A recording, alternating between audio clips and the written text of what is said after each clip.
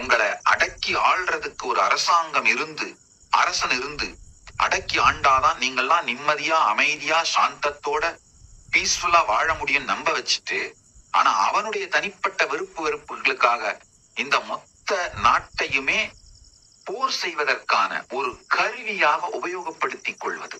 அடுத்து இந்த ஃபேக்கான ஓனர்ஷிப் ஐடியாவை மக்களுக்குள் திணித்து, அந்த ஃபேக் ஓனர்ஷிப் ஐடியாவை வச்சு மக்களை தொடர்ந்து பயத்திலே வைத்து ஆளுவது.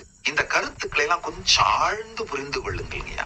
அப்போதான் வெஸ்டர்ன் சிவிலைசேஷன் எப்படி மணி, லேண்ட், பவர், நாலேஜ் இதை எப்படி யூஸ் பண்ணியிருக்கு, நம்ம சனாதன ஹிந்து சிவிலைசேஷன் இந்த நாளையும் எப்படி தனித்தனியா டீசென்ட்ரலைஸ் பண்ணி ஒரு இடத்துல அதிகாரம் குவிந்து விடாமல் யாரோ ஒருவரோ அல்லது ஒரு குழுவோ எல்லாரையும் எக்ஸ்ப்ளாய்ட்